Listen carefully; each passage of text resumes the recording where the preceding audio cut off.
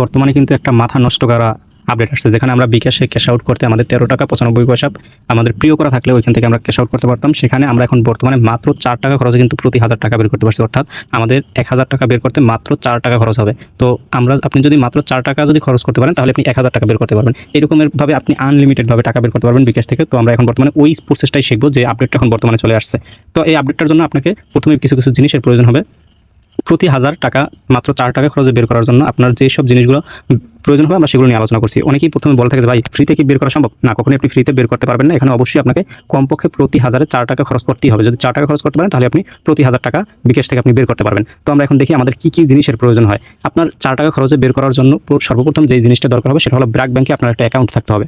ব্র্যাক ব্যাংকে অ্যাকাউন্টের পাশাপাশি ব্র্যাক ব্যাংকে আপনার একটা বাংলা কিউআরও নেওয়া থাকতে হবে। আপনি ব্র্যাক ব্যাংকে গিয়ে একটা কারেন্ট অ্যাকাউন্ট করবেন এবং তাদের কাছে বাংলা কিউআরের জন্য আবেদন করবেন। যখন আপনি বাংলা কিউআরের জন্য আবেদন করবেন, তারা সেখান থেকে যাচাই বাছাই করে আপনার বাংলা কিউআরটা আপনার ইমেইলেই দিয়ে দেবে, অনলাইনে আপনাকে দিয়ে দেবে। আপনার তাদের কাছে যাওয়ার প্রয়োজন পড়বে না।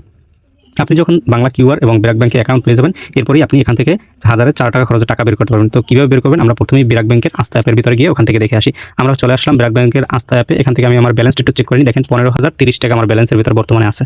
তো 15,030 টাকা এখন আমি বিকাশের ভিতরে আসলাম। বিকাশে দেখেন নিচে কিউআর স্ক্যান করুন এই অপশনটা আছে, এইটার উপরে ক্লিক করলাম। এরপরে কিউআর স্ক্যানের মতো একটা অপশন আসবে। এখান থেকে আমার ব্র্যাক ব্যাংকের যে বাংলা কিউআরের অপশনটা আছে সেটা এনে আমি এখান থেকে 1000 টাকা আমি পেমেন্ট করব। তো আমি 1000 টাকা আমার পণ্য সেবা লেখা আমি ওখান থেকে পেমেন্ট করলাম। পেমেন্ট করার পরে আমার ব্যালেন্সটা আপনাদেরকে দেখাচ্ছি। দেখেন আমার কিন্তু বিকাশ থেকে পেমেন্ট করা হয়ে গেছে। ব্যালেন্সটা আমি যখন রিফ্রেশ করছি, দেখেন এখন বর্তমানে এই যে আমার 16,026 টাকা ব্যালেন্সে আছে। দেখেন যদি আমার ব্যালেন্সটা দেখতে পান তাহলে এখানে দেখা যাচ্ছে আমার ব্যালেন্সে 16,026 টাকা আছে। তো আমার 15,030 টাকা আগে ব্যালেন্স ছিল, সেখান থেকে আমি ক্যালকুলেটারে 16,026 টাকা মাইনাস করলাম। দেখেন 996 টাকা আমার ব্যালেন্স অ্যাড হয়েছে। আর আপনি স্টেটমেন্ট থেকেও এটা দেখতে পারেন। আপনি যদি স্টেটমেন্টের ভিতরে চলে আসেন, এখান থেকে আপনি দেখতে পারবেন এই যে 996 টাকা অ্যাড হয়েছে। অর্থাৎ আমি 1000 টাকা পাঠাইছি, 996 টাকা অ্যাড হয়েছে। তাহলে আমার মাত্র 4 টাকা খরচ গেছে। এখন আমি যে কোনো সময় কিন্তু এটা আমার চেক দিয়ে আমি টাকাটা বের করে নিতে পারবো।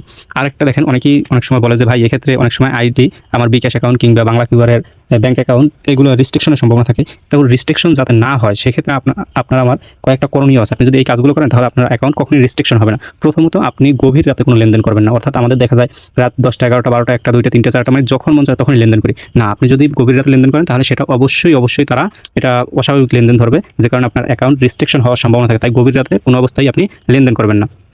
দ্বিতীয়ত আপনি একই নাম্বার দিয়ে বারবার ট্রানজেকশন করবেন না। অনেক সময় দেখা যায় যে আমার নিজের শুধু একটা অ্যাকাউন্ট আছে বিকাশ পার্সোনাল, ওইটা দিয়ে বারবার শুধুমাত্র টাকা উঠিয়ে থাকি। এটা ভুলেও করা যাবে না। আপনার বিভিন্ন নাম্বার থেকে এই ট্রানজেকশনগুলো করতে হবে। আপনার নিজের হোক, বন্ধু বান্ধবের হোক কিংবা কাস্টমারদের হোক, বিভিন্ন নাম্বার থেকে যখন ট্রানজেকশন করবেন তখন ওরা আর এটা ইলিগাল ট্রানজেকশন ধরবে না। আর তৃতীয়ত হলো একসাথে আপনি বড় অ্যামাউন্টের ট্রানজেকশন করবেন না। অনেক সময় দেখা যায় একসাথে আমি 50,000 মাইরে দিলাম। তো এরকমের করা যাবে না। আপনি যেই রিলেটেড পণ্য নিয়ে ব্যবসা করেন, আপনি যেই রিলেটেড পণ্য নিয়ে কাজ করেন, এই রিলেটেড আপনার যে মানে মূল্য হতে পারে ওই রকম আপনি ছোটো ছোটো ট্রানজেকশন করে টাকাগুলো বের করবেন, তাহলে আর কোনো সমস্যা হবে না। এই ছিল আজকের ভিডিও। যদি ভালো লাগে অবশ্যই চ্যানেলটা কিন্তু সাবস্ক্রাইব করে রাখবেন এবং আপনার মতামত কমেন্টে জানাবেন। আর ভিডিওটায় লাইক দিতে কিন্তু মোটেও ভুলবেন না। অবশ্যই আমাদের সাথে থাকবেন, আরও বিভিন্ন ধরনের আপডেট পেয়ে যাবেন ইনশাল্লাহ।